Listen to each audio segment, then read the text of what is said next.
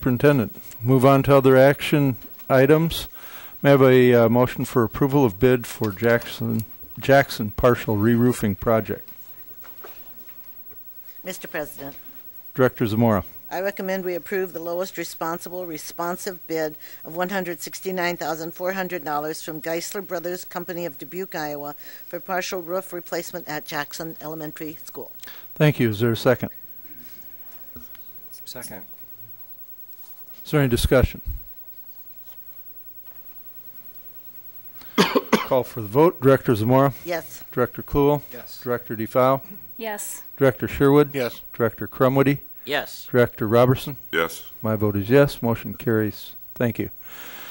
May I have a motion regarding approval of architect for Central Pool? Mr. President, Director Crumwoody. I move the administration's recommendation that the board approve CSO Architects of Indianapolis, Indiana for the design of Central High School pool. Thank you. Is there a second? Second. Is there any discussion? Director Zamora. Yes, I'm disappointed that we haven't chosen local. Why did we go with an Indianapolis group when we've stayed with our local people for such a long time? Well, 2 out of the 4 firms that came to us had out of town design with in-town representation.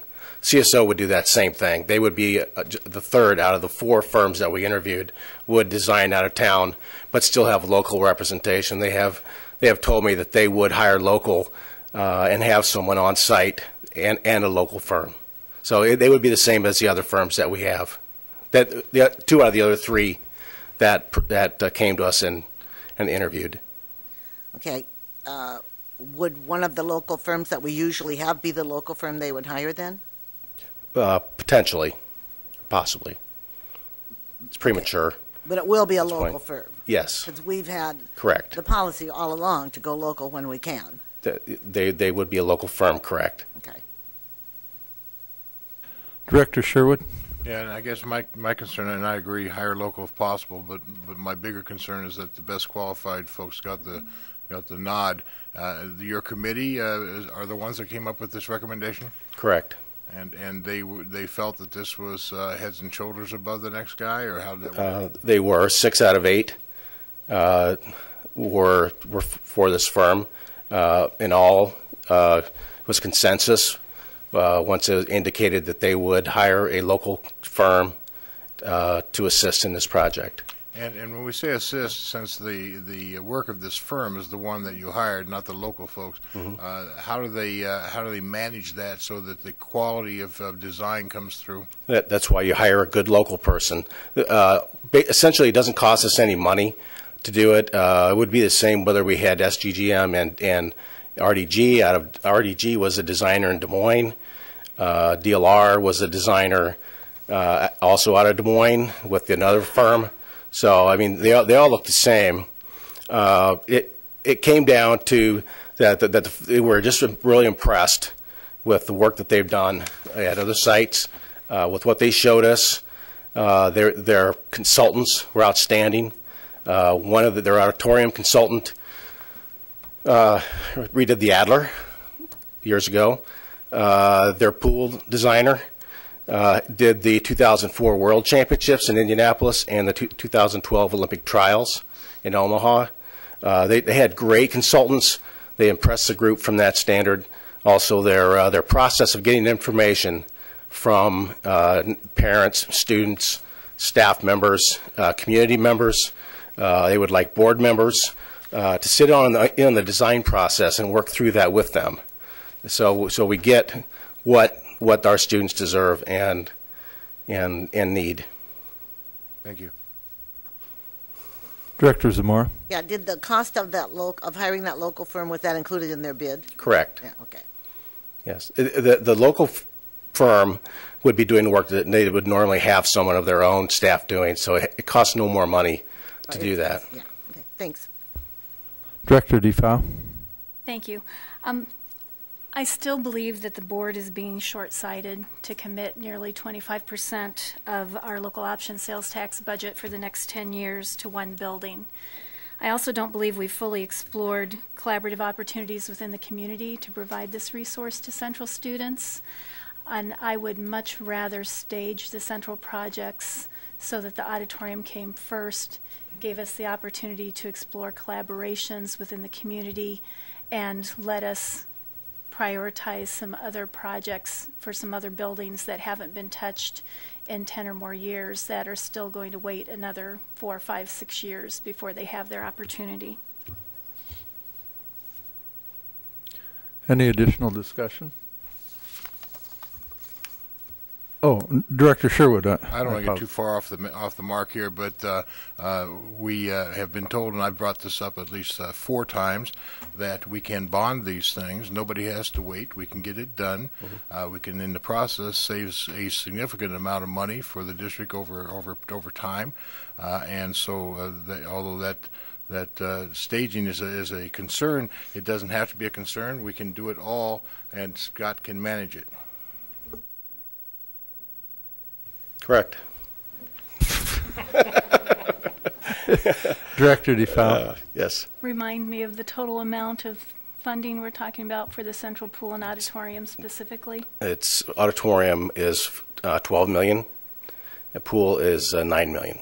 Okay, so $21 million.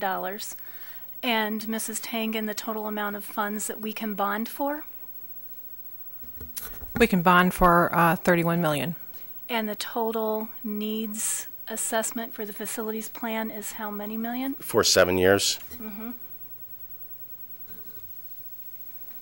Well, $13 million a year times the remaining 7 years. So 90 million, I'm guessing. So we in fact cannot bond for the complete number of projects that are on our list for the next 7 years. We could not bond for all projects, no, but what we could do is move years up and replace, just move them up in timeline. Yes, we could not do all of them, no. We don't have, unfortunately, $100 million, but it would be substantial improvement if that were to happen. But you would not foresee our ability to meet that entire list, even with bonding, in an accelerated time? In 1 year? Not 1 year. I'm asking because essentially what we would do is take the 31 plus the 13, as you said, 13, and move half of that money up, half of those projects, and start moving them up in the priority and knocking them off in a faster order. And would not taking $9 million off the table for Central yet further accelerate the ability to move up those other projects? It would. Thank you. Director Mora. Am I correct that the Central Auditorium is 112 years old? I believe so. That's what the paper has been reporting. And with the inflation correction, what did the North Auditorium cost just about, 15, 20 years ago? 7 to 8 million. And so inflation would probably put it at about the cost the Central Pool is now. Potentially, yes. And the Central Pool is inadequate. Yes. Is the North Pool inadequate? No. Is the West Pool inadequate? No. Should we wait any longer for Central to have equal facilities? Don't answer, thank you. I can't tell you how old the pool is, but we do have all the swim coaches here tonight that didn't speak. They could probably tell you how old it is. Can you? How old is it? Oh, probably somewhere around 50 or 60 years old. Yeah, I was guessing 1950. We do have John Rigsby here from CSO Architects.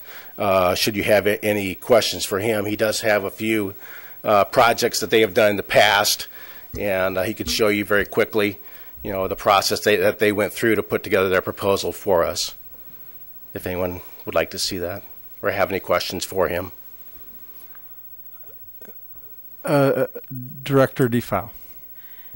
And might I remind the board respectfully that it is not the North Y nor the West Y or pool. It is the YMCA pool at North and the YMCA pool at West, which is my point specifically.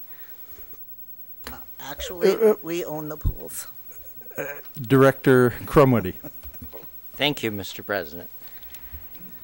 We've been having this discussion about this pool for so long that I'm just going to quickly say, and I said it before, my daughter swam in that pool many, many, many years ago, and it was very inadequate then. We need to move forward, and let's get this job done.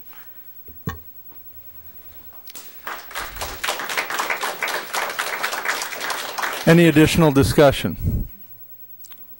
Director Sherwood. I once again would like to stress that we, although it doesn't take care of everything, bonding this and with the additional money moves everything up quickly to much faster than pulling this off the list or anything else. Yes, it would. So any alternative would not speed this up, the package up, any faster than bonding will. Is that true? I believe you're correct. Thank you. Any additional discussion? I've got a couple of things. The process that you described in your note here on how you got to CSO, and one of your sentences, it says the consensus of the group was that CSO was the best choice, particularly when CSO indicated that if selected, they would hire a local architect as an on-site representative.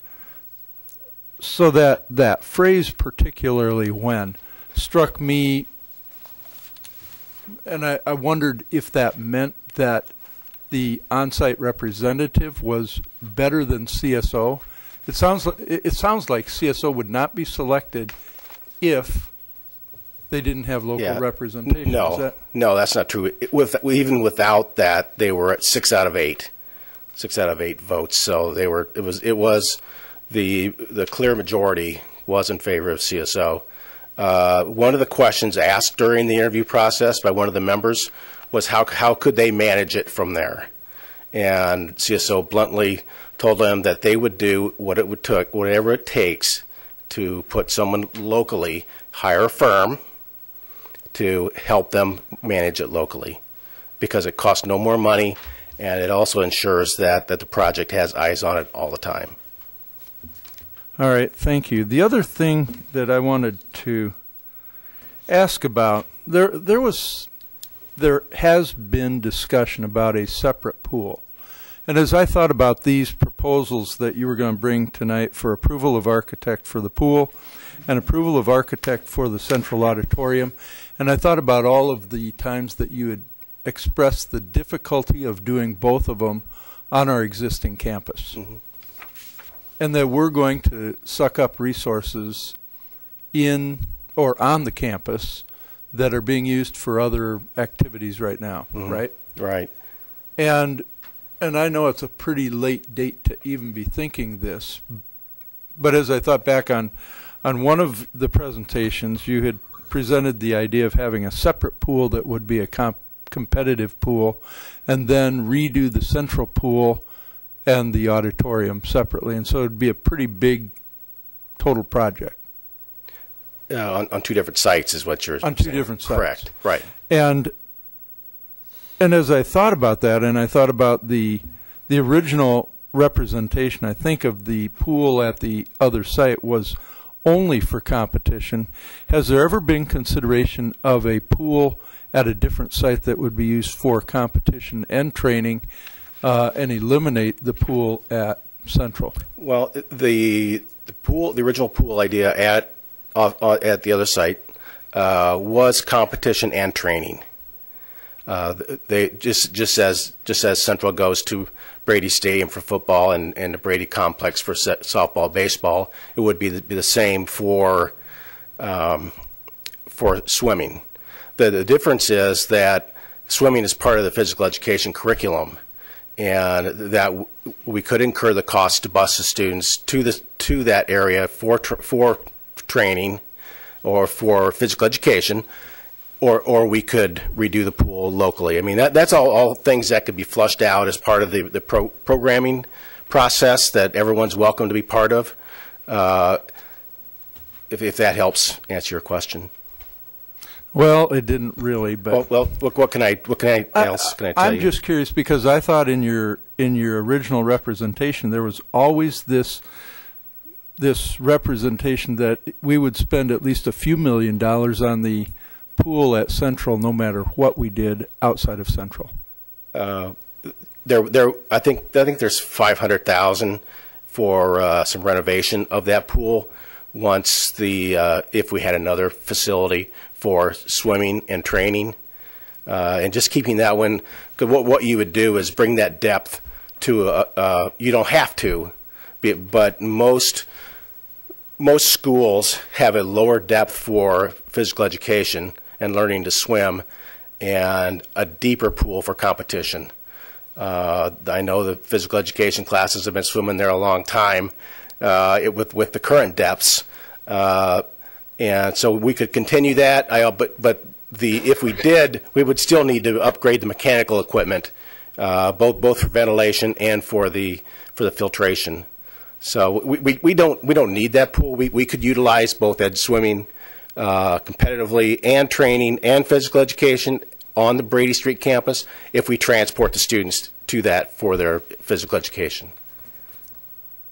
But at this point, that's not part of our plan, so we aren't going to do it, right? It is part of our plan. The money is still there to do something with the Central pool, whether it's 3 years out, because I was planning on the first 2 years for completion of a new pool somewhere, and then decommission that or utilize it for another purpose, whether it becomes other new classrooms or a training pool. Either one, that's a future decision to be made. And isn't the design of the pool going to be dependent to some extent on the design of the auditorium, and vice versa? Well, it could be, and that's part of the process of determining on site. We've got some pretty good ideas. We've done some more homework. We've got some ideas on how we can increase the parking and still manage to put both facilities on the site.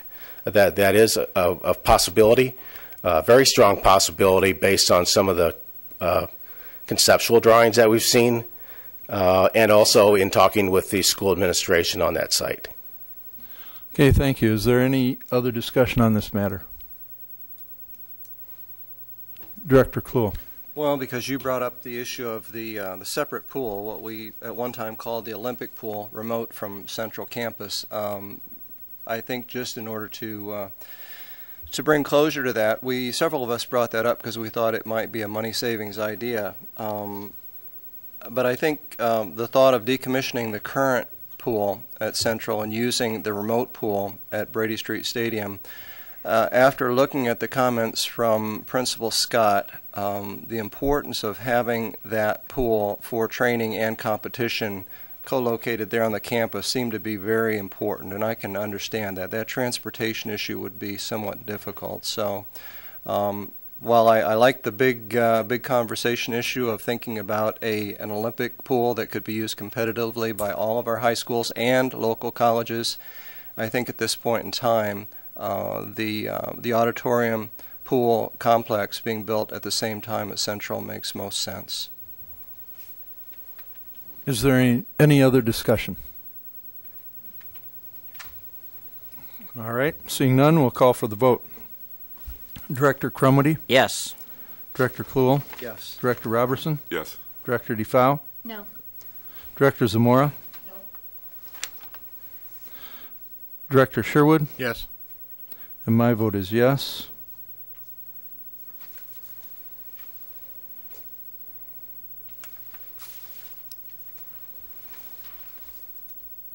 Motion carries.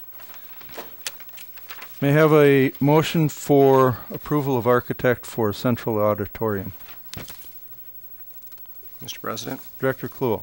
I move that the board approve the administration's recommendation of CSO Architects of Indianapolis, Indiana for the design of the Central High School auditorium. Thank you. Is there a second? Second.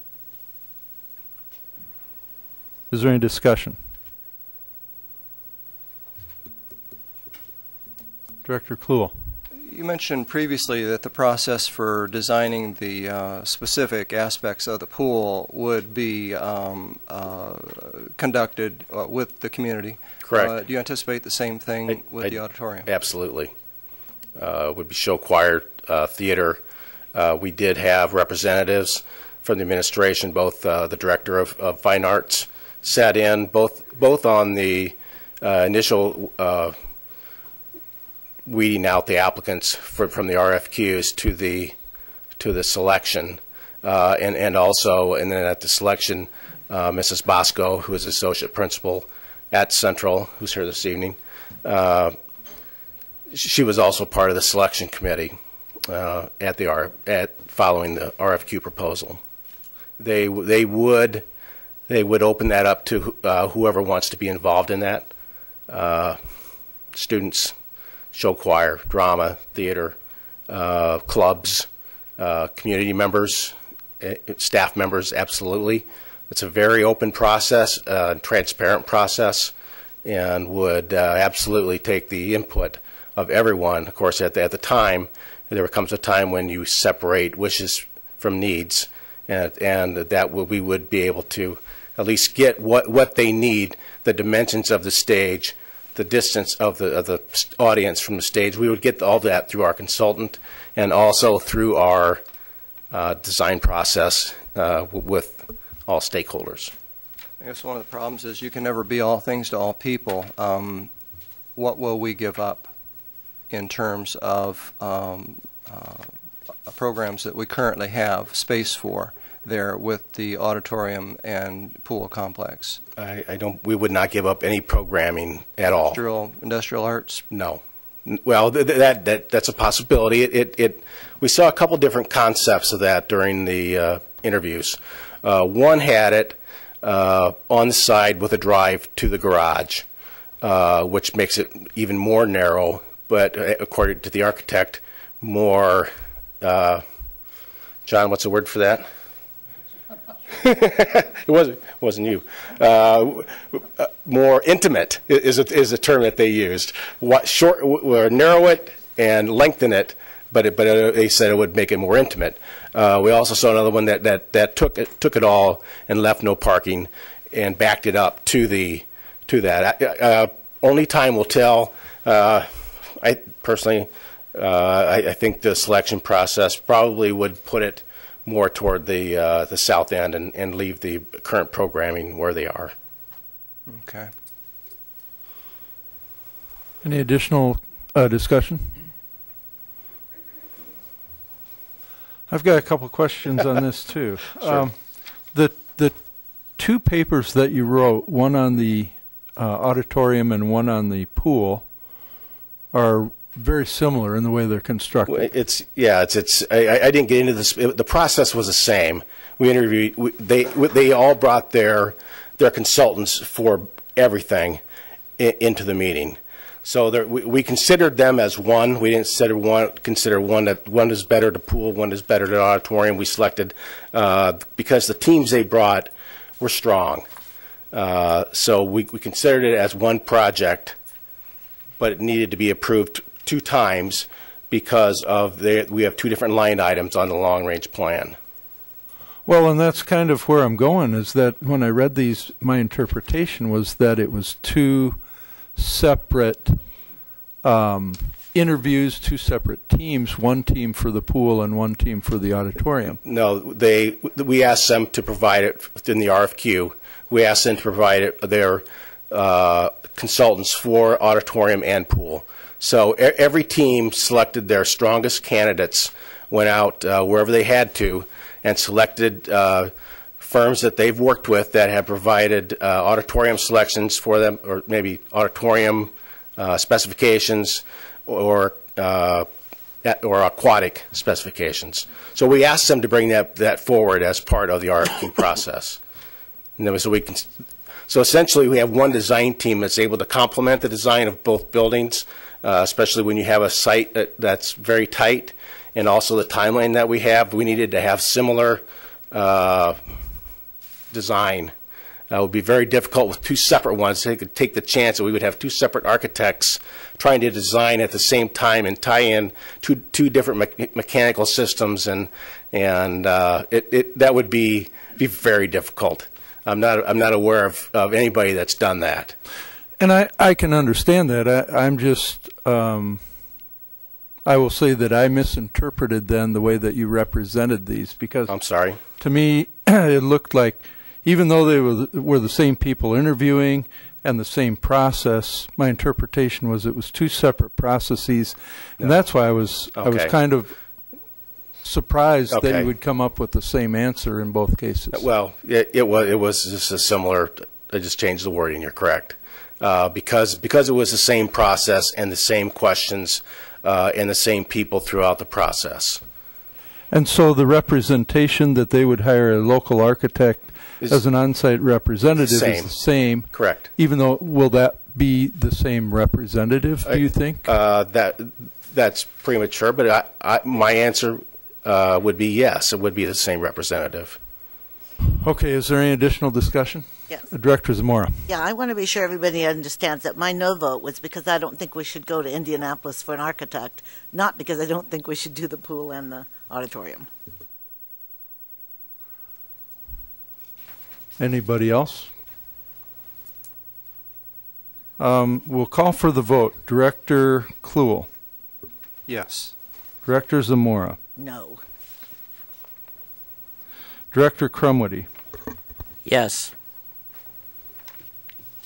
Director Robertson. Yes. Director DeFow. Yes.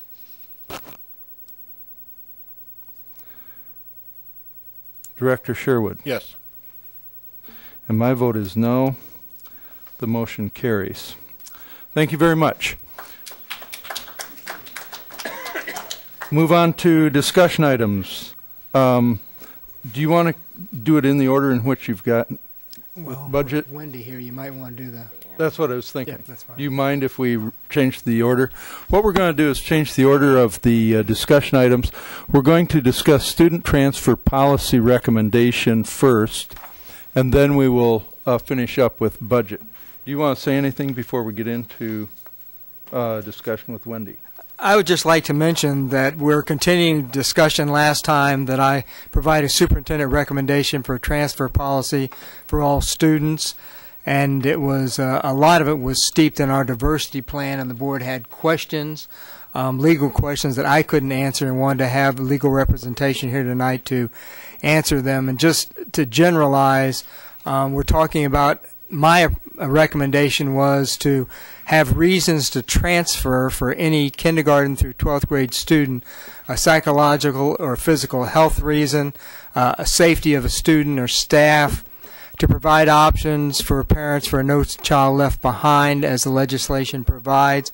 And the fourth one was to follow our diversity plan for category students and category schools. And then the last one was to attend a specialized program offered at a high school, which would require the student to stay for a majority of the school day, which was more than 2 blocks. Are there any questions of the superintendent before we bring Wendy up? Yes. Director Zamora. Am I gathering from this, as I was not here last week, that you are recommending that we not retain the high school open choice policy? I'm recommending we follow the diversity plan, and my interpretation of the diversity plan would be that high schools, because they're all in the B category, would not be able to transfer between one to the other. So that would, in fact, restrict transfer between high schools. Any other questions or comments for the superintendent? All right. Thank you. Wendy, if you'd come up. The board had several questions at the last meeting, and they got into potentially legal issues, and there are several questions that Wendy Meyer is from, yes, up here. Wendy Meyer is our legal representation from Lane and Waterman. And so she's provided a lot of guidance, legal guidance, with respect to the diversity plan and its application to the district. And I guess, Wendy, if you have any opening remarks, and then I'm going to open it up to the board. I don't have any formal remarks to start this. I just am here to answer any questions you may have. All right, great. Does the board have any questions? Let's start with the easy ones, okay? All right. Director Crumwitty will Yes. have an easy question. Thank you, Wendy, for joining us. Absolutely. this Thanks for evening. inviting me. When we approved our diversity plan in 2008, the emphasis of our discussions, as it seems to me, was around out-of-district transfers. And then Dr. Tate brought this to our attention, and and it's quite clear that it also addresses in-district transfers. But at that time, I know we were under a very short timeline. We had to rush to get this thing completed in a week or so, and so we, as a board, approved that diversity plan. But now it's coming back to bite us. And so my question is, now that we have this issue,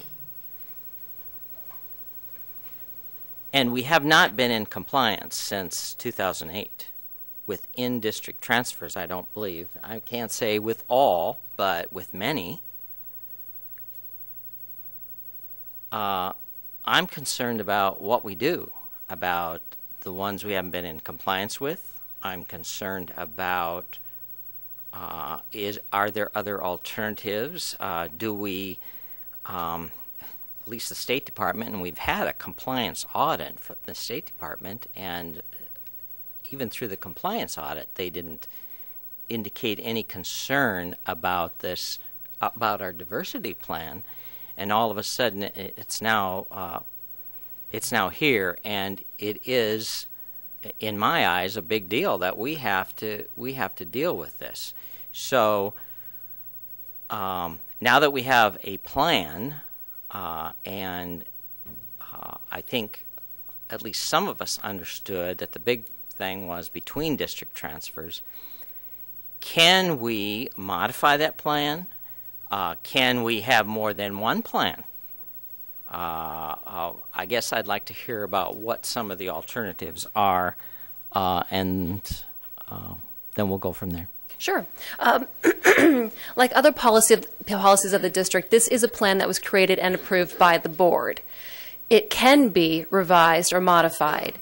Under the open enrollment requirements, specifically in regard to having a voluntary diversity plan, the state allowed certain districts to continue having continue to have a voluntary diversity plan, making them change sort of their characteristics they were looking at. Like I said before, prior to the 2008, we were looking at race when we were determining diversity and transfers in and out of the district. State said, all right, you can keep your open enrollment plan, but we can't look at race anymore. We have to find other characteristics to look at.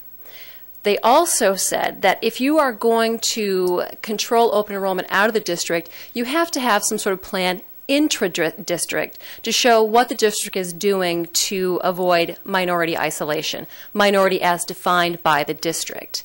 So that's why the plan that was created for open enrollment was also applied to intra-district transfers. Now, you are correct that when it came down, we had a very short time frame in which to create a plan, and we just knew that we needed to get something on the books within a time frame, and this is the plan that was created. Can it be modified? Absolutely. The only requirement as far as the law is that there is some sort of plan in place for intra-district transfers. There are several examples that are provided by the Department of Ed, one of which is boundary changes.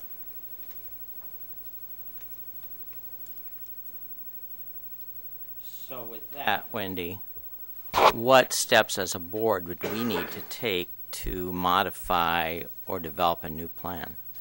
As a board, you would have to come up with a plan that you would agree to and pass. That plan would then have to go back to the Department of Ed for approval. Can it be different than the open enrollment plan? Sure. You could keep the plan that's in place right now for open enrollments out of the district and create a new plan for transfers within. The only thing under the law that it specifies is that if you do revise your plan, it does have to go back to the department for approval. And is there a timeline that we are under to do that? No. The only timeline I believe is that you have to have that new plan to the Department of Ed for approval within 60 days of the board passing any new plan. Okay. Thank you. Yes. Director Sherwood. In your memo that you sent out, you reference a Department of Agriculture letter that was sent to North Carolina raising the concerns of privacy with low-income kids. And I read that as being something that would negate the current plan and how it's put together. We have a two-part test for students. One is income and one is achievement. And unless the parent has given permission, which I think is there's a kind of a coercive element involved in this, that if you want to get your kid transferred, you have to give up your privacy rights. What's your take on that? Well, that Department of Ag letter was referenced by the Department of Ed in relation to the diversity plan proposed by Iowa City. What Iowa City wanted to do was look at individual students and if they qualified for free reduced lunch. Right. But they weren't looking in the aggregate. They were looking at specific students. The concern was the way the plan was proposed, that perhaps a student identity could be determined based on if you're transferring schools. The district's plan is different, and then you're right that we do require, if you request a transfer, that you do have to sign off on providing that information to the district. Now, it's still not in the aggregate, but we do have the parent permission to look at the information, and it's only used internally to determine what sort of status your student has, whether it be student A or student B. But as a student transfers from school to school, if all you have to know is whether it's an A or B school to understand whether or not that kid is low income or low achieving, don't you? Isn't that true? Well, there are other exceptions that allow for transfer of students. So just because, under the plan, just because the student was transferred doesn't necessarily mean that they were an A or a B. There are other exceptions that come into play of why a student is transferring. In this case, I believe under the transfer policy that's in the books, you can transfer if you have daycare in a different school district. You can transfer if you have a sibling in a different district. So there's a whole host of reasons for that. Okay, and Ken raised the issue. Can you do a blended plan? Can you have, for instance, K-8 under the current system that we have, and then have a different plan for high schools? You can have a different plan. What you'd want to look at is to determine if that plan is capable of achieving the goal of avoiding isolation. And one of the remedies that you outline are magnets. Mm-hmm. Now, does that have to be a comprehensive magnet plan, or would some of the programs that we currently have, like Leader in Me or the AVID program, those sorts of things, would that meet the muster under that test? Well, I haven't looked at those programs to form an opinion, so I'm not sure. The Magnet School is a suggestion that's provided by the Department of Ed. They provide a whole list, which includes magnet schools and also includes boundary changes. Okay, thank you. Mm-hmm. Additional questions? Director DeFau. Am I correct that there are 5 districts throughout the state that have diversity plans currently? I'm not sure of the number. I believe in 2008 there was 5 to 7 at that time, and I'm not sure if all of them continued on with having plans. I know at least 3. Okay. Not knowing the precise, is there any way to know if those districts have different external open enrollment plans versus internal transfer plans? I don't know off the top of my head, but yes, there is a way to check. All of these plans are generally on the internet, and mm-hmm. If you go to the school websites, you can find them. Okay, that's some information that I would like to have. Yeah, and consider also that the school districts are looking at different characteristics. I believe Postville was one, and they were looking at their English language learner students. Mm-hmm. Would, in fact, having the 2 variables of low SES as well as achievement go to the extent of protecting some of the knowledge that Director Sherwood is concerned about, that a student would automatically be identified as a low SES student by virtue of transfer, when multiple variables, in fact, protect that information? It does provide more protection, correct. Okay, thank you. I'll come back. I'm good for now. Director Robertson. Thank you. Wendy, thanks for being here tonight. When the superintendent was talking about his interpretation. I want to hear if he's interpreting it wrong or we just did not honor what we had voted on. To what part? That if you're going to have, inner, then you have to have one for outer. And he was using our diversity plan that says that it applies to both. Well, you have another policy on the book, excuse me, that talks about intra-district transfers, and that does allow for intra-district transfers above and beyond what's called for in the diversity plan. As far as all the high schools being B, I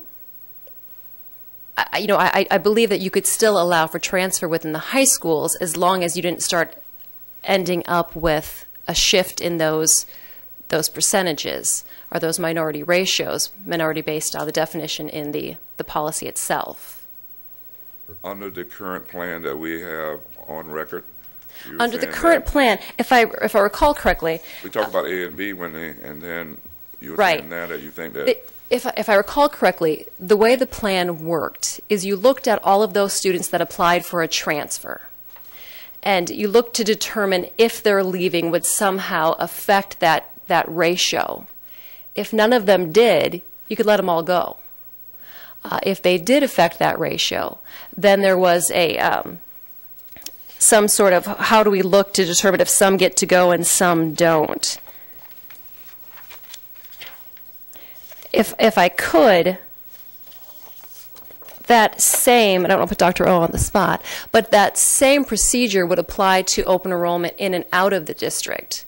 The way I interpret it, it's not quite. Going out, we take all the applicants and we add them together and take percentages, and then we have to have a lottery because we know we can send 9 people of a B or an A out, and so who's going to do it? But the diversity plan for internal, it shows our schools which are A and which are B, and at the bottom it says a category A student may transfer from a category A school to a category B. A category B student may transfer from a category B to a category A school, period. I interpreted that very strictly, and it doesn't appear you have to take everyone that applies. If Art Tate applies, I look and see is Art Tate an A category and I want to go to a B school, then I can go, because that's going to continue to balance to the median, to the average is what we're trying to do. Yeah, and I don't disagree. That is what the plan says. I could speak more if I knew how the plan was applied in practice, but I don't believe that we have much history of how it's applied in practice. It wasn't. But that doesn't make us not responsible because we had it on record and didn't apply it. I guess I keep going back to that. Is what position does that leave us in that we have a policy without some changes to it and say that because we didn't do it in the past that we're okay? I don't believe that. I think that we had to adhere to it or we have to change it. And then the other thing is that when you talk about having so many kids that can leave, that has been a nightmare because the ones that didn't get to leave are always coming back to the board and asking, and they're upset. So to try to have something in place that eliminates a lot of that, I think takes a lot of the guesswork and the hard work out of trying to please everyone, and you can't please everyone. Right. Well, like I said, the diversity plan is one that was created and approved by the board. It's your plan. If it's not working for the district, it can be revised.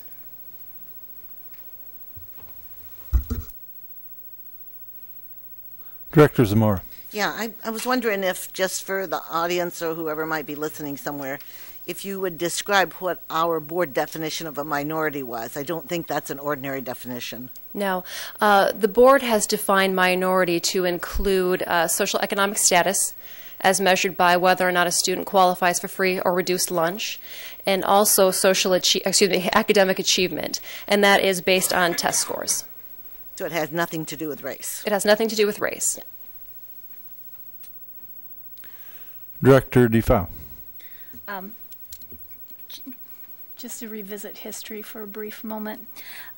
as I recall, and as was verified by Mary during a record search, we did in fact have 3 meetings relevant to this this policy and the development and implementation, the approval of this policy.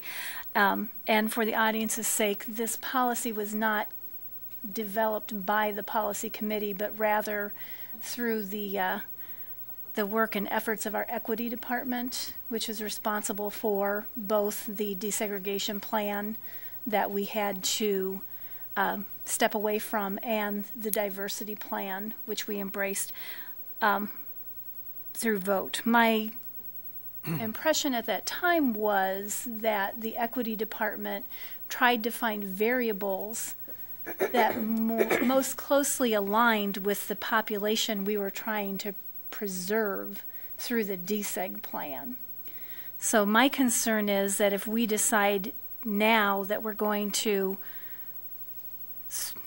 disregard that plan or to somehow tweak that plan because we don't like the implications of that plan, is short-sighted. And I would much rather us have a conversation about diversity without its implication on the boundary process or the open transfer process, and whether or not we value diversity.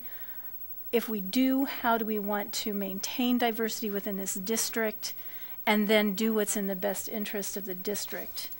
And I find it ironic that we're having this conversation on the eve of a diversity training for this board, which seems to me we're putting the cart before the horse just slightly. Additional discussion. Director Sherwood. My problem is, I have 2 problems. One is I absolutely want to have a system that protects us from concentrating poverty any more than we already have. We already have a situation I think is grossly out of balance in a number of our schools. This on its face doesn't look like such a bad thing as a way of gradually shifting those kinds of things. I think Nikki's absolutely right. I think we need a bigger discussion, because I think we need things like magnets and those kinds of things that actually will start to flow some kids around and make a difference. My second part of that problem is, because I don't see this thing does any harm at the elementary and intermediate level. At the high school level, from what I can understand about the high schools, there's pretty much balance throughout those high schools. We don't, they're very close to each other as far as our definition of minorities are concerned. And so there's not the kind of issue there that we have at the elementary schools. And as far as concentration of poverty, that becomes less and less of a problem as we go up in the grades. Intermediates have less of a problem than elementaries do. High schools have less of a problem as far as its concentration than intermediates do. So my problem is that one-size-fits-all policy limits us in our ability then to maintain this open enrollment that I strongly favor in the high schools. And I think in that level, in my opinion, it harms the district to do away with that. So I'm looking for another way to meet the state requirements, right?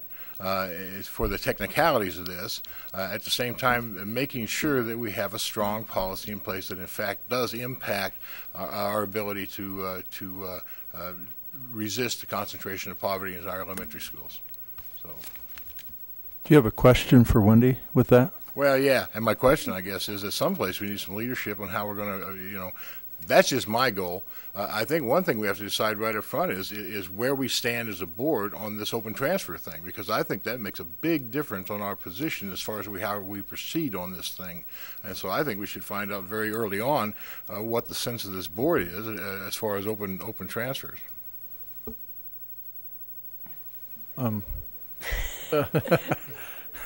Director Kluhl, I think you've been trying to get in for a while. I'm patient. I don't know where the television audience is, or anybody else in the audience, but this is a real complex, convoluted affair that started some time ago, and Pat and I are somewhat historians here on the board. And when we created this open enrollment plan, I remember specifically, I didn't entirely agree with a board member at the time, Board Member Gard, who disliked very much, this open enrollment restriction that we put on our district. And I find that over time, I've gotten to that point myself, and I think that sometimes we institutionalize ways of doing things that work against our better interest. We now have a program that was initially set up to stop Caucasian exodus from Davenport schools, and we use that through the state's allowance of the open enrollment restriction. And so we knew that we had to have the desegregation plan at that point in order to be able to have the open enrollment restriction. I guess one of the things that I would like to know, and this is more of a question for the superintendent, is have we grown to the point as a district of distinction where the diversity plan is still necessary to support open enrollment restriction out of district? Dr. O, off the top of your head, can you tell me how many apply and how many we approved, say, last year or this year even? We've got our figures. I can tell you that we had our lottery today. I can tell you that we had 91 or 92 students apply to open enroll out of the district, and that through the formula as well as the lottery, 60 students were allowed to leave, which would leave 31 or 32 students who will be denied. Those letters have not gone out yet, but that is the statistics from today. Is that what you were asking me, Dr. Tate? Yeah, so we're 31 to the good by using the diversity plan, but again, it's a good question to ask. You know, okay, what if? Yeah, what if? I do believe that at some point we will have outlived the need for this open enrollment plan. It may not be yet, but I think that's an option that we need to keep in mind, because we cannot, I as a board member don't want to sit here forever denying people the opportunity to go to other school districts, because I know that we have good programs at all of our high schools. Other people don't understand that, and somebody mentioned tonight during open forum is the perception issue that we have. We have perception issues that we need to continue to deal with. So I think the history is important, because this plan was created because of an issue on race, and the Supreme Court said we're now colorblind school districts, and you can no longer use race as the sole means of integrating your schools. At the time that we made what Ken called somewhat of a rush decision, we had the opportunity to continue to use race as a factor in integrating our schools in our diversity plan. The board made a decision at that point that they wanted to stay as far away from it as possible. I think that may have been unfortunate in retrospect. We could have used that, I think, in addition to perhaps socioeconomic status. Two things that I think are probably a lot more meaningful in terms of diversity than the inclusion of your ability to test on standardized tests. I'm still not clear on what that means, and I think that we actually got ourselves a little bit confused in the diversity plan when we made the statement that providing a quality education means providing students the opportunity to interact and learn from those students of a different socioeconomic status, whether that difference is based on academic achievement and or economics. Well, I doubt that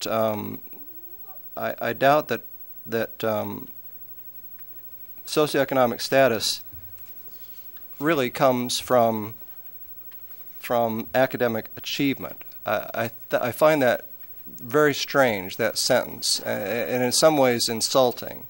So I think that there are a lot of things with our diversity plan that really bear looking into, and I hope the board will relook at this, because I too support open enrollment.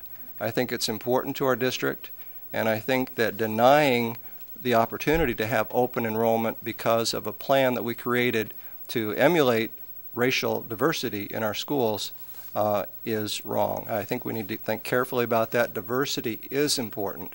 Our mission is to provide students the abilities by providing a quality education enriched by our diverse community. It's very important, but there are so many kinds of diversity. And I think that we could do a better job with this diversity plan, and if this plan denies us the opportunity to open enroll our students at the high school level, I will contend that we need to change it.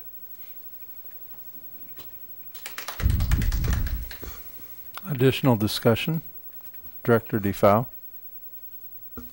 Is it possible if we in fact changed our in-district transfer diversity plan or eliminated it but attempted to retain it for out-of-district enrollment, that the Department of Education in fact might make the determination that we don't require a diversity plan at all? I can't speak to that. It's never been discussed before. It's never come up to the Department of Ed, so it hasn't been vetted. I can say that you can't get rid of an intra-district, some sort of plan completely, because the code does state that you need to do something internally. So you would have to have something in place. Now, does it have to be this plan? It wouldn't have to be, but something would have to be in place. But we do have to have a plan, or we lose the mechanism by which to curtail out-of-district open enrollment. Correct. Okay. And just a supposal, because we don't have any hard evidence, but I do wonder if, in fact, the transfer policy serves as a deterrent for some families that might consider the possibility of open enrolling out of district, but then choose not to pursue it because they know that it's not a carte blanche and that there's a process. And I would think that there would be some families that would be willing to set aside what perhaps are their mistaken impressions about our buildings and take the chance and discover what a good experience that they may have. Again, I'm going to caution, I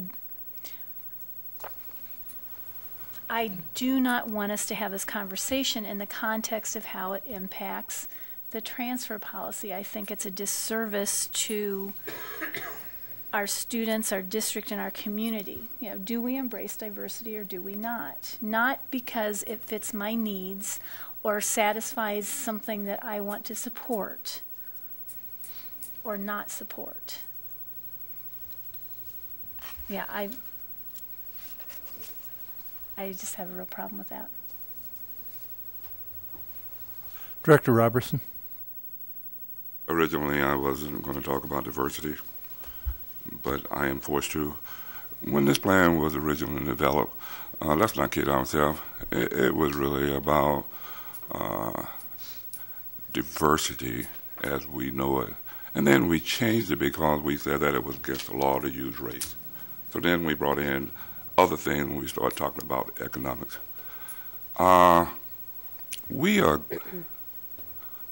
We're going to diversity training tomorrow night, and I've been debating it for a couple of weeks. You know, why am I going? Because diversity is something that either you have beliefs in or it's something that, you know, and going to the training is not going to change one's mind about how they feel about inclusion, about having diversity. We talk about it all the time, about how great of a thing it is. But yet when we have the opportunity to really step up, then we go to talking about, you know, is this really important to have a program that says that we're going to pay attention to the mix in our school so that we don't become overly one way or the other. And it really saddens me because I think that we have been sliding backwards in terms of our support for all of our students. We got to the point in time to where we look at the majority. I haven't made a decision one way or the other about open and closed enrollment. I have been listening to people that come to this board. I have read every letter that I received from parents. And at the end, I will make a decision based on all of that data that I gather. I believe in data. So I feel the same way when parents call me and say it's okay for high school kids to have a choice, but it's not okay for middle school and grade schools to have a choice. I'm going to tell you, I don't struggle with that. I believe that if you say high schools have a choice, then middle school and grade schools have a choice, because I think that is the foundation where it starts. If you don't do the things that you need to do in reading and math, you're not going to do it in high school. You're not going to get to trig. So when we talk about all these great things that are going to happen because a person gets to open enroll, I'm a person that's not that way. I'm still debating whether tomorrow night I will be in attendance because I met a lot of people and I never saw where I changed their mind when it comes to diversity. They either had it or they believed in it. They believe in inclusion when they talk about people of color, when they talk about people that are gay. They always had this in their heart that it was the right thing to do. It wasn't because they went to some class. And here we are going to go tomorrow night as a group. Do I think we'll be better coming out of there? Not really. Because it's got to be in your heart that you believe that the Davenport Community School District is the place that you want to go. And I can truly say that because my kids went to school here. So I'm not talking about, and they went to their home school. They didn't transfer all over town. They lived in a certain area and they went there. But in the end, I still will listen to all of the data and try to make that decision. And it bothers me that we had a plan, and now when we come back and say, oops, we didn't read it or interpret it the same way as the superintendent, now let's change it. Because I truly believe in open enrollment. I don't know what I believe in yet because I haven't read all of the data and I haven't talked to all the people that want to talk to me. And I don't think it's fair for me to have made a decision how I feel one way or the other about open and closed enrollment. Thank you. Director Zamora. Yeah, I have a question for Dr. O. How many of those people who applied for going out had never even been in our schools yet? I don't know that number tonight. I can get you that number. Yeah, very often. I think generally, many, often that is the case. Yeah. They have not attended our schools. Mm-hmm. Okay, thanks. There was 25 last year. There were kindergarten. Yeah. Well, some of them are coming like from the parochial schools too, who've never been in our schools. Director Crumwitty. Okay. Thank you, Mr. President. Wendy, and I believe it was Heather Johnson who brought it forward tonight, and I just need some clarification on this whole thing. As I went through the criteria that Dr. Tate gave us last week, one of the criteria, number 3, has to do with providing options to parents as part of No Child Left Behind. In other words, if you're a SINA school or if you're a DINA district. And as I was going through this, I was wondering about, well, what takes precedence? Does federal law, state law, or like a policy that we're talking about tonight, what takes precedence? I think I know, but I want to hear your legal opinion about it. If you're a SINA school, you need to give parents options to transfer into another school once you're identified, okay? So children in this district who presently attend a SINA school have choices. They can go to a school that is not a SINA identified school, and the district is responsible for getting them to and from that school, if I understand the law right. In our district, we have 3 high schools which are all SINA high schools. And my question to you is, can a parent of a SINA school transfer to another SINA school?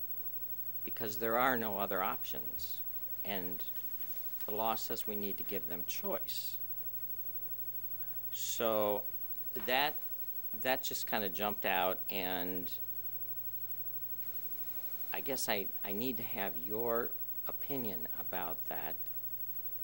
Can our high school students request to go to any high school because of being a SINA school, and then on top of it being a DINA district? And I'm just not prepared to answer that this evening. I haven't prepped for that.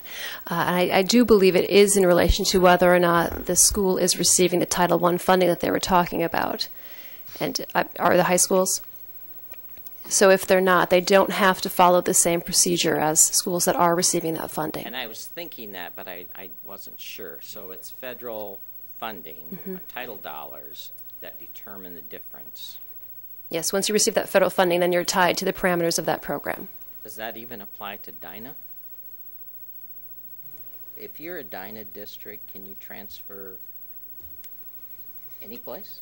I mean, are we do To we another have- district, you yeah, mean? No. We can't, but to other schools within the district? No, it's the school It's transfer. the school itself. Right. Okay. Okay. Just needed that clarification. Director DeFau. Since Director Crumwitty brought up the Cine School transfer option, and I don't think we've talked about that in this conversation for the last few weeks. Do you know offhand the number of students that avail themselves of that transfer option in district in a year? I don't have the number offhand. I can tell you it is a relatively small, I would consider it a relatively small number that take advantage of the choice option because their school would be subject to sanctions under CINA. Okay. We do have some. I knew we had Yes. some. We can get you the exact number, but I would say to you it's a relatively small number in comparison to those that could option. I think that would be helpful in the conversation. We'll get that for you. Thanks. Any additional questions for Wendy? I wanted to point out, did you have a question? No. Oh, okay. That these discussions, it feels almost to me like we have chicken and egg problems. And we also have a lot of discussion time that has to be dedicated here. Really, the most urgent issue that we need to address is our budget. However, we reversed our schedule tonight even to accommodate schedules. Wendy's been here since probably before 7, I would imagine. When we talk about things like bonding, that is something that is on the list of things that need to be considered. When we talk about diversity and open enrollment and race, and I think about the schedule for all of this, because if we're going to make decisions on boundaries, we're going to have to make them fairly quickly if we're going to implement them next year. The budget, we don't have much choice. We will make that decision on April 8th. If we make decisions that we want to change our diversity plan, my guess is that that would take some time. The application of the diversity plan to the boundaries, which is what the superintendent presented last week, frankly, I thought was, I'm trying to think of the right word. It's stronger than appropriate. I thought it was, even though it's the right thing to do, I thought it was novel in that the superintendent was able to take our own policy and then demonstrate mathematically that it was the right thing to do as well. And I understand the concern about all this, and I guess my concern really is that somehow we come to the appropriate answers in an appropriate time frame so that we can get this stuff done. I just wanted to say that because we've asked Wendy here twice on this issue, I think, and I want to make sure that if we have any additional questions, that we try and get them out. We can always access Wendy via email or bring her back. But is the board satisfied that they have a pretty good idea of what the legal issues are regarding the diversity plan with respect to boundaries? Director Robertson. I'm still not sure if we apply the current one we have, and then if the board decides that they want to make changes, then we make changes, or do we continue to operate the way we have in the past? Well, Wendy, would you like to answer that one, or do you want me to? You take the first shot at it. All right. My first shot is that we have an obligation to enforce our policies, and that if we have a policy that we aren't enforcing, and that occurs occasionally, but I believe then we have a responsibility to adjust the policy so that we can enforce it. At the same time, I believe that we have to have a fidelity with respect to our policies, and I think that this board generally does. I think that the lack of implementation, I think, was probably more oversight than anything else with respect to the application of the diversity plan to in-district transfers. So that's my short answer. So your short answer is that do we apply the one that we have, or do we continue to operate the way we have in the past, or do we make an amendment? I'm looking for a clear answer. Okay, my clear answer, my position is that we have to follow our own policy. Wendy? Yes, I would agree with that. I think that fidelity to the policy is definitely a good thing. But I also agree that policies need to be revisited and revised. And if this is the time, then this is the time. Superintendent Tate. As Wendy pointed out when she began to talk, we actually have a policy that's at odds with this, because we have a policy that says that there can be principal agreements on people transferring, and that's how we got into this point. They are following policy, but it's for it could be anything, and that's where we are. So you just need to know I'm starting to tighten up on that. I already told you the schools that are at 100%, we're not approving anything from out of district into those schools. So I can tighten up a bit while still following the policy we have. We have not been doing the calculations on students to see if they're an A student going to a B school. We have not done that, and we could start that. I think we need to think about that. I need to think about it a little bit more if I recommend. But I am starting to tighten up. Director Crumity. Well, I appreciate that, Dr. Tate. And Wendy, I started out tonight by indicating now that we've been following this and we've been out of compliance with some folks, do we know if some parents have made requests that were denied and would fall under that category? That kind of concerns me that, we didn't do that. And that's why I want to look at this whole policy for a number of reasons, because we haven't been in compliance, and do we need to relook at those? I don't know if any requests have been made this year that might apply to that. So, well, we turn a lot of people down, and we're not doing the calculation, so it could be hundreds. I don't know. I'm not sure what we'd gain by going back and doing that. I need to rethink the question that Director Robertson is posing is, when do we start? It's here. How do I go about that now? Any additional discussion, Director Sherwood? Yeah, and again, looking at this policy, I don't see anything that's terribly harmful about it. I think it's a very slow process as far as making the kind of changes that I'd like to see at the elementary level. I think we need to have other plans that speed up some of this. But at the high school level, where there's a parity right now, there is no issue of diversity at the high schools. They're darn near as equal as you can get them to be under this definition. This does nothing to benefit the high schools. It does nothing to harm them either, unless you count taking away open transfer. And so that's my problem, is that if you enforce this now, you're effectively eliminating open transfer. So I'm not willing to accept that. I would like to see this board suspend this policy, because I agree with you. If you have a policy, you follow the policy. I'm also a little concerned, by the way, since I've been on the board, this is twice we've run into one of these brick walls. And the first one was on how you close a school, and now we got this thing going on. Just surprises get a little tiresome after a while. I don't know how we monitor these policies to make sure that they're not going to slap us in the face, but we need to do a better job than we're doing. But anyway, back to the back to the point, I would say that we suspend this thing until we could work out this issue of open transfer, or have an up or down vote on open transfer, so we get rid of that issue, and one way or the other, and then this thing can take some time, because I don't think it's going to harm anything other than to eliminate open transfer.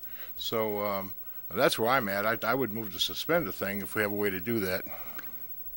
Yeah, you certainly can't move that tonight. Okay. All right. Director DeFau. Would, in fact, suspension of the policy completely negate the lottery process that we just underwent today, because we would not have an internal diversity plan to complement the external diversity plan? You know, I'd want to think on that one, and I would want to look into it. The policy is still in place right now when we did go through the lottery procedure, so I think that procedure was done correctly and appropriately. But the question is if we all of a sudden suspend this, does that negate what we've done?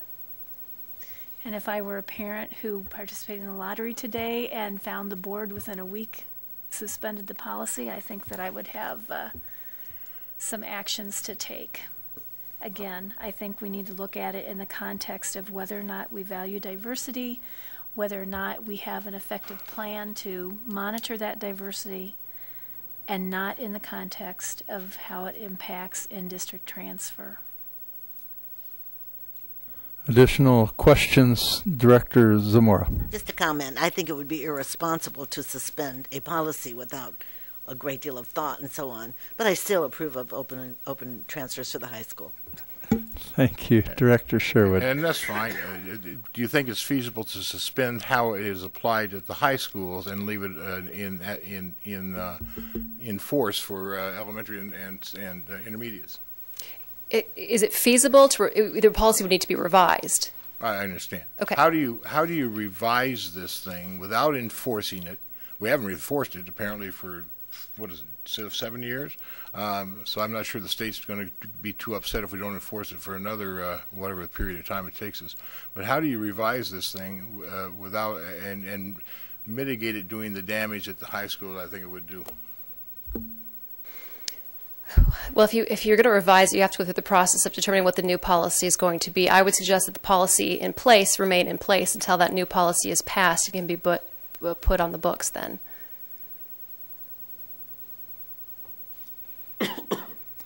And if I understood you correctly earlier, not only would it have to pass, it'd have to be approved by the Department of Education.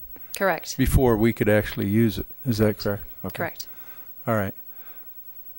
Is there any other discussion, or are there any other questions for Wendy? Superintendent Tate. There are two powerful statements in this plan that really speak to me, and I'd like that the board probably pick up at these points to discuss where we are going. First is, our goal is that each building's student population reflects the socioeconomic and academic performance demographics of our district. And secondly, that the district is committed to substantial and continuous efforts to eliminate the isolation of disadvantaged students and to eliminate any district practices, including enrollment and attendance policies and procedures that might tend to lead toward further segregation of the students. Those are huge sentences, and your plan has got to be based on that. If that's where you start, I think you have to say, those are our stakes in the ground. Now, what does the plan look like? Thank you. Any additional discussion or especially questions for Wendy? Director Zamora. I just think we should ask the policy committee to look at it. Thank you. I think that's probably a real good idea. Director Sherwood, did you have something? Yeah, I just think this is bigger than the policy committee. I mean, we're an extremely bright group of people, but I think this needs to have more knowledgeable voices in here. You guys said it originally was put together by the equity office. Who did it originally? That's correct. Is that right? And I would suggest their involvement as well. Absolutely. We need, and we don't mind doing it, but we need to have some other folks there. Director DeFau, is that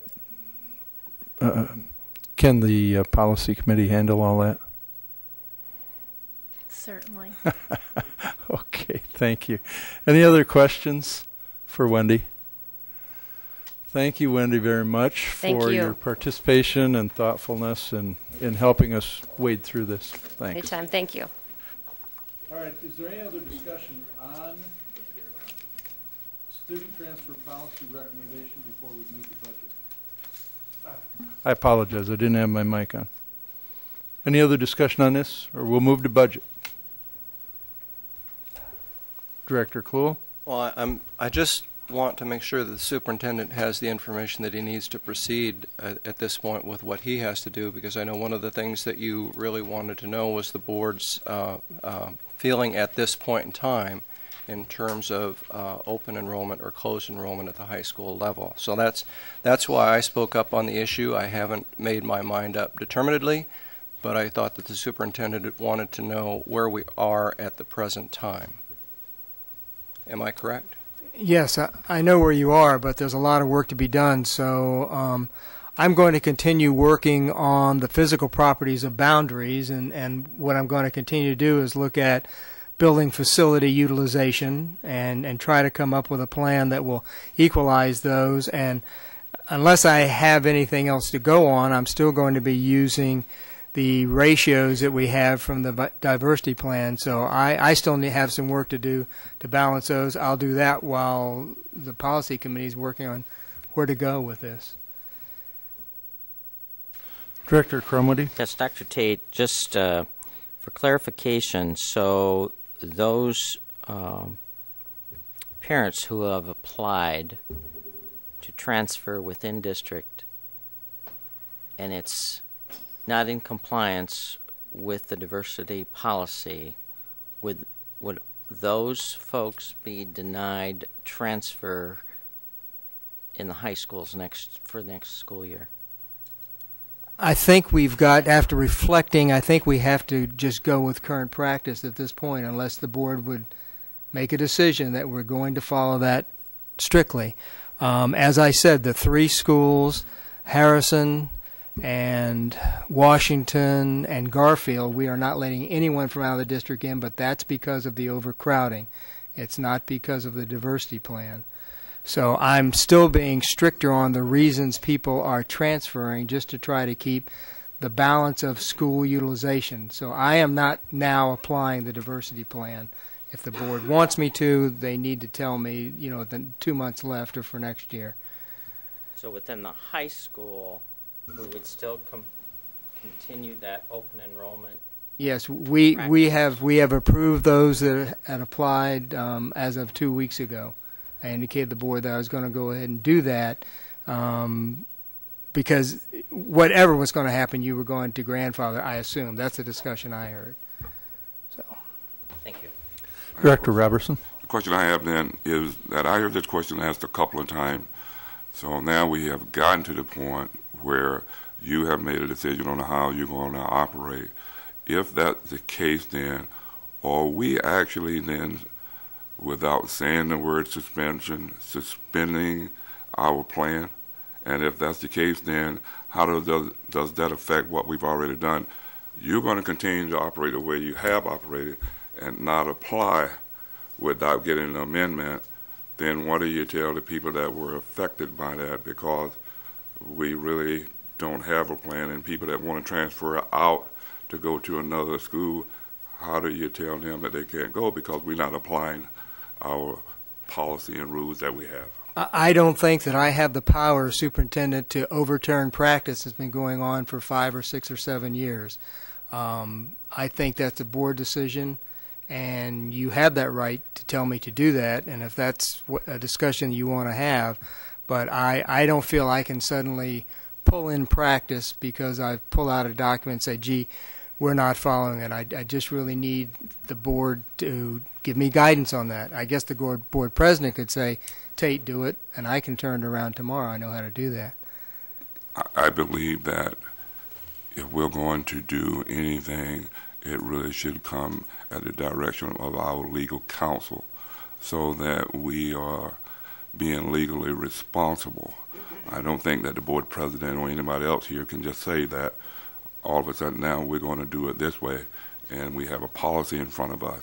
All I want us to do is, if we're going to not be in compliance, then we need to make some amendments, and not just say that because we have done it in the past, and that doesn't mean that we are correct. That means that we're breaking the law. Is there any additional discussion on this matter? All right. I was thinking it's too bad Wendy just left with that question, but I'll pose it to Wendy in the morning. Yes.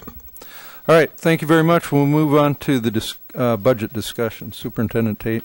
I provided the board with superintendent's recommendation for the budget reductions based on a reduction target of $3.2 million, which is an assumption of getting an allowable growth of 2%. We've been working on a consistent plan for several years, which will get an unspent balance of $8 million eventually, and that's what these reductions help us to do. I'll just read for those of you that don't have these in front of you that my recommendation it begins with early retirement incentive at $980,000, insurance holiday at $2 million, the cancellation of the Central North bus at $88,000, department 5% across the board reductions of $120,000, all paid conditional busing eliminated at $50,000. Reduce retiree subrate from $160 to $140 a day at $20,000.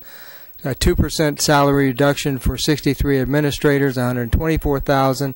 Sports positions of $36,000, and class size elementary of $300,000. Several of these were added by board members, and I certainly wanted to honor that and include them. And I certainly wouldn't recommend going any further than the 3.2, which to me would be a cutoff about the department 5% across the board reductions. To this point, I haven't heard any more from the legislature to give me hope that of knowing what it's going to be.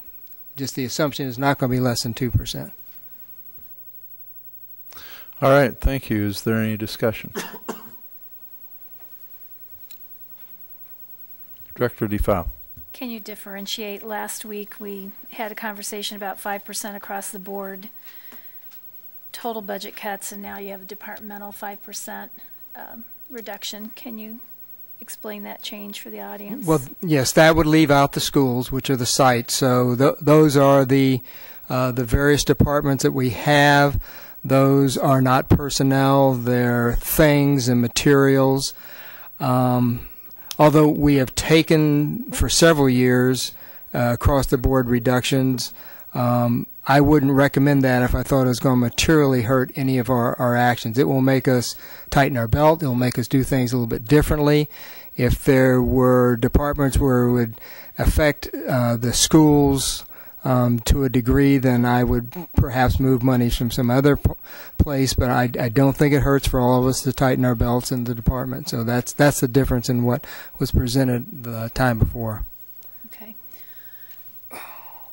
In regard to the line item on the salary reduction for administrators, I know that was in response to some conversation at the last board meeting.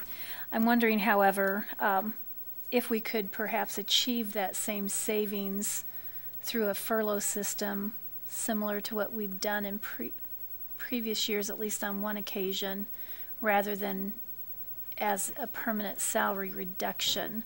I don't know that we've asked anyone else in the district to sustain a salary reduction. I appreciate that comment, and if we get to that point, that's probably what I would do. It's more palatable. It may not be worth a day off, but people don't mind it as much with a day off. So yes, I think you're right if we get to that point. Okay.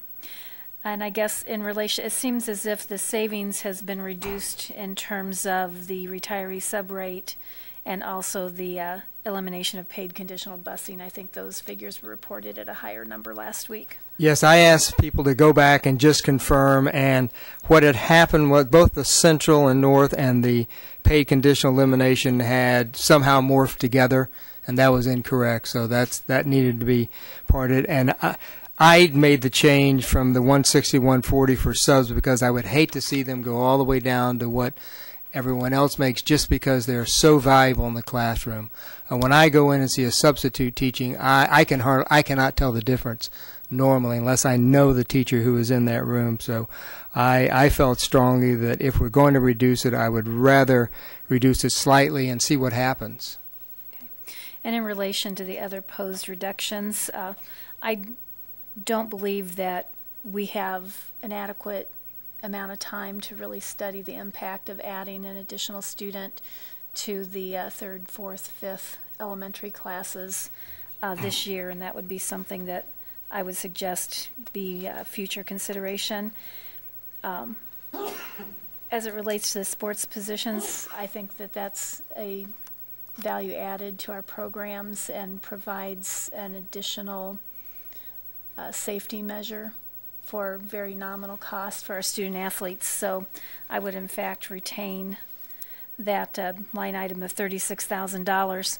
What concerns me is last week I heard several conversations about especially the tag programming, and couldn't we restore $125,000 in funding for the tag program? And we certainly heard many reasons tonight as to the value of that program.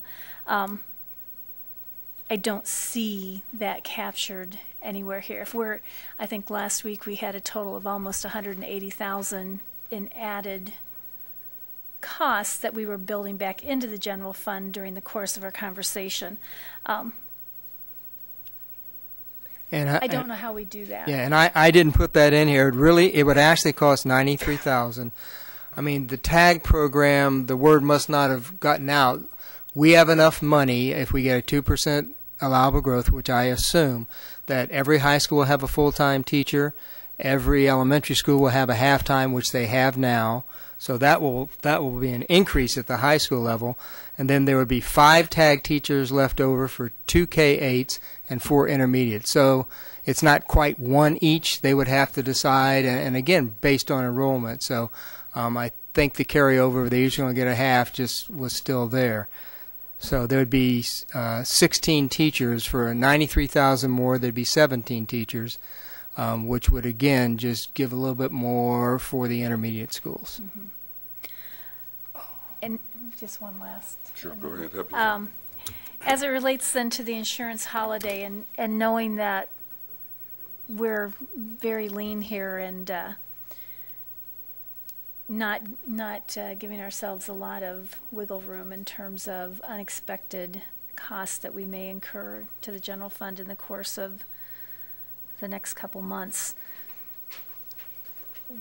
what would be the impact other than the monetary impact, Marcia? And I'm asking you to consider a $2.25 million insurance holiday one time only. And I know that once you go down the slope, it's hard to pull yourself back. But, you know, I just hear us having too many conversations about things we want to add back into the budget without being willing to take things out of the budget.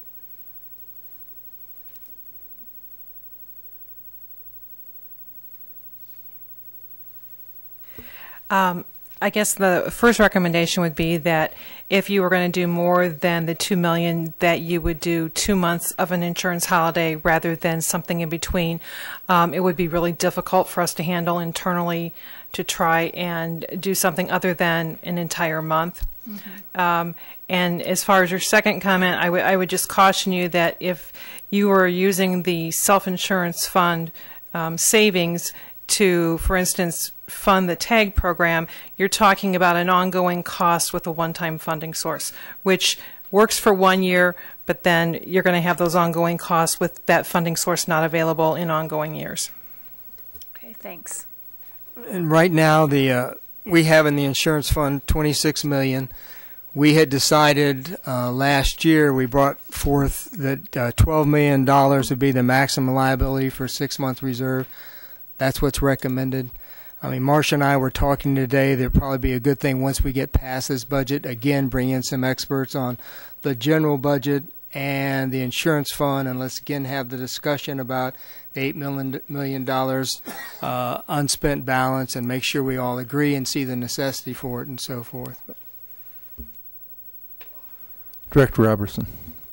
When we talk about reductions in sharing, And I too asked the question, when we have a conversation about adding things back in, how are we paying for those things?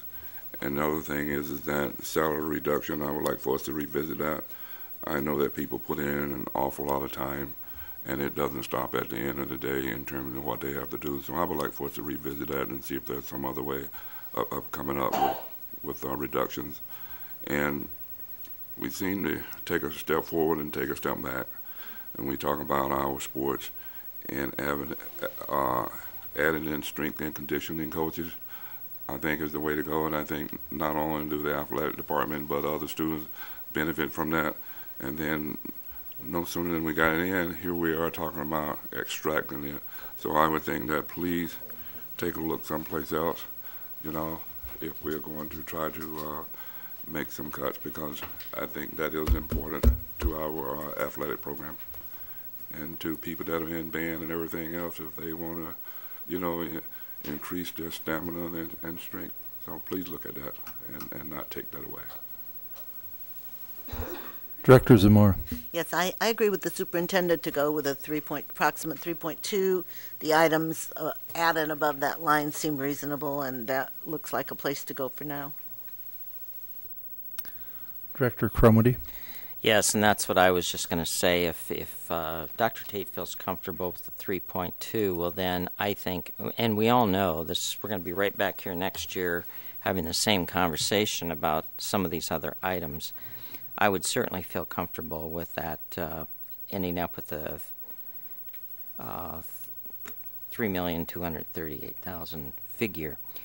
I still have, and I appreciate you raising that sub-rate payback up to $140 a day.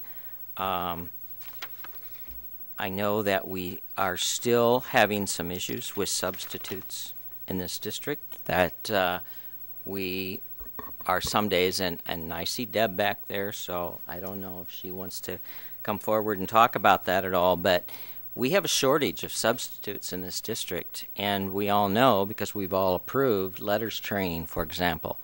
And when those teachers go to letters training, and think of all the teachers that are doing that, that's 16 days.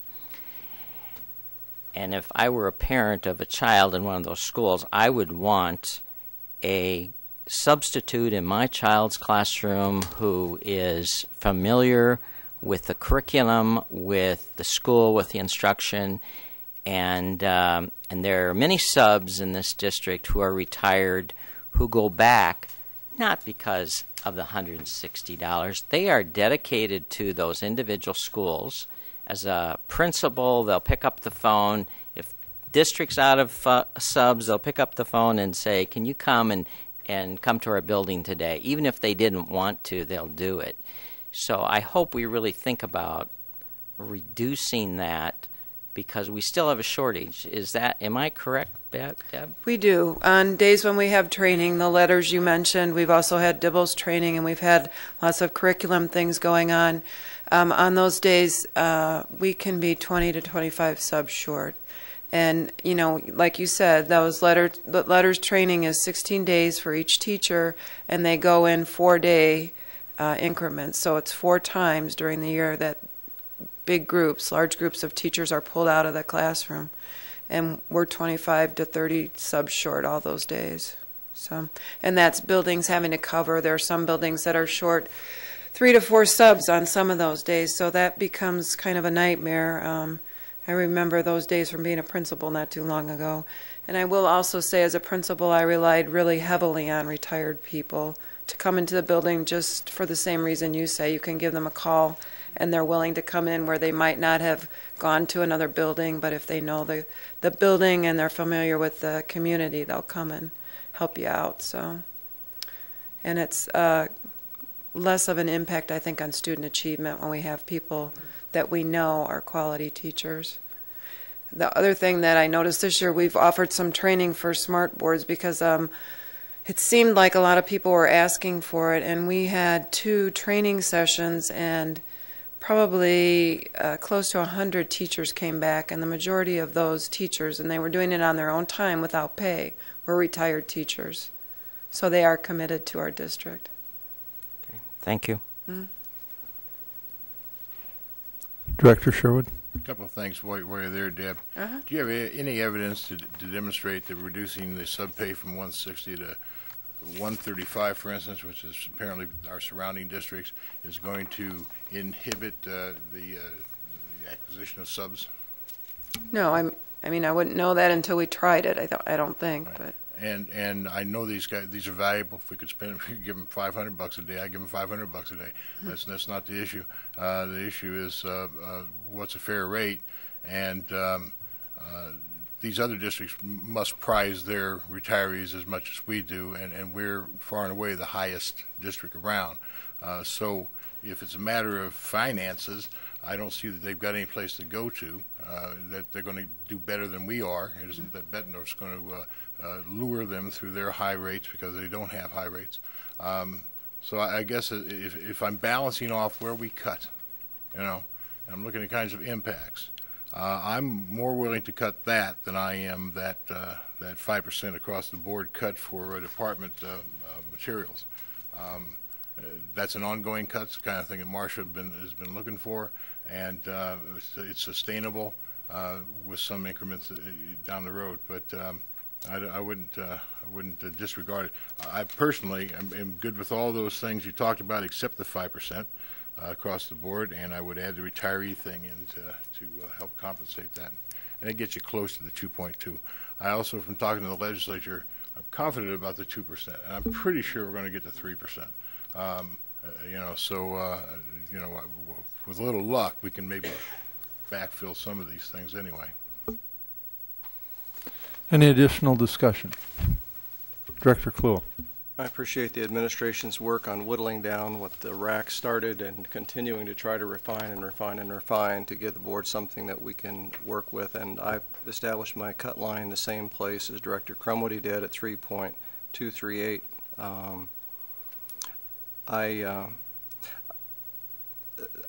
Since I've been the issue of reducing retiree subrates, I think that's interesting. I'm not an educator, but I'm spending time at Williams now, and I'm seeing what it's like to be a sub in a classroom, and it's horrendous. You can't imagine going into a classroom where you're new, and middle school kids especially are devious. Wow. I sit in the back and I watch what's going on, and it's tough. So whatever we can do, I don't know what it takes to incentivize these retired people to come in, but based on Director Crumwoody's comments and yours in terms of the value of these retired subs, for the money, I think it's going to be well worthwhile as we look at it in the future. But at this point in time, my cut line is at 3.28, 3.238. Can I ask where that is? You're saying it's a line in the sand. Oh, okay. Well, okay, great, thank you. Is there additional discussion? Quit asking that. 10:30. I'm sorry, but I know you guys like to talk, so Director DeFoe. Does that in fact mean, Director Crumwoody, that you're supporting the elimination of paid conditional busing? Because I've heard you strongly advocate against that.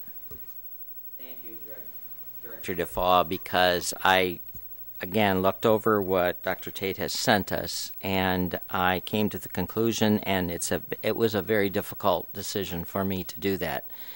And if we are going to do that, I would say as soon as we approve this budget, we need to get communication out to the parents in this district to make sure that everybody understands the changes in transportation, because it is a significant change to many families across this district. Thanks for bringing that to my attention. All right, I'll try a different approach. If there's no other discussion, I've got something I'd like to ask. Is it possible to increase the amount of money we have in the budget by decreasing the amount of funding that we fund the insurance fund with? It would kind of accelerate decreasing the insurance fund reserve by decreasing the payments. Is that a viable approach? I'm sorry, could you Say that again. What I'm asking is that if we're paying into the insurance fund, if we decrease that amount by some amount, if we decreased it by $50,000 a month, something like that, and I don't know if that's even possible, but if you decrease the amount, then that cash would go into our general fund, I think, and we'd have that money. We'd have an extra $600,000 or something. It sounds like it's the same concept of the insurance holiday, because basically the insurance holiday is we're not putting money into the self-insurance fund from the general fund, so that money is staying in the general fund. Right, it's the same concept. I think it's just applied over time instead of at a single time. And that's what I was wondering, is if you can do something like that. We set the premium rate, and the premium has to be paid. So the premium rate would have to change, and we take advice every year to set that premium rate. We have co-pays that are negotiated. Okay. The co-pays go in. So it can change, but there's a formula. It's probably late and a bad idea.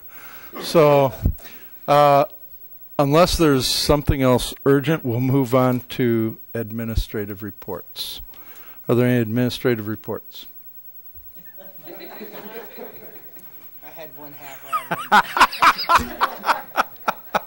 Okay, thank you.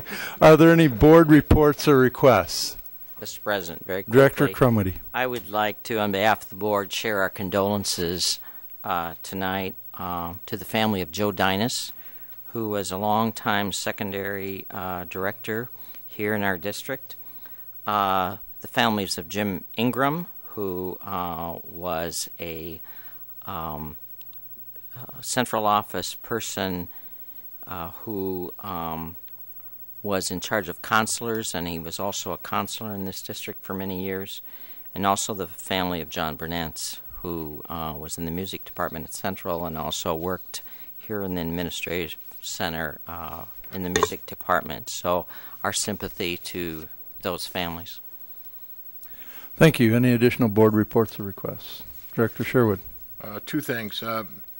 First of all, I'd like to get a recommendation. This is a request, a recommendation from the administration as to their recommendation on whether or not we should bond those projects that we can bond. So I'd like that recommendation from you folks. And yes or no, good idea, bad idea, do it or not, don't do it. Second thing is, I would like, and you can do this at your own time because this might be somewhat time consuming. I would like to trace back our dropouts to their elementary and intermediate schools. Now, I know a lot of them will be in mini schools and that sort of thing, but I would like to see where their concentrations are. I think I probably can guess, but I'd like to see where the concentrations are and see if there might not be programming at those sites that we can begin to intervene in some ways for these guys too. Thank you. Director Kluhl, were you going to? I just wanted to thank everybody for hanging out with us tonight. You know, we board members do this because we have fun, but I don't know why you're out there. But especially thanks to the star of Legally Blonde, Chloe Bleck, our own student school board member. Yes, it was.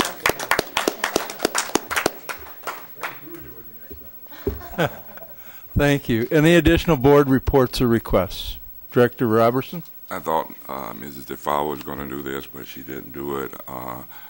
Bruce from North High School set a record in the pool, I think, this following week, and he's an All-American, and I mean, he's from North High School. He's one of our own, so I think we always should recognize our own.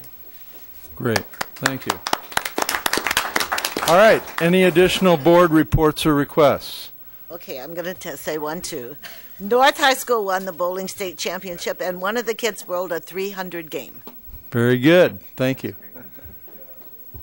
Unless there are any other board reports or requests, I'd entertain a motion to adjourn. So moved. All those I need a second. Second.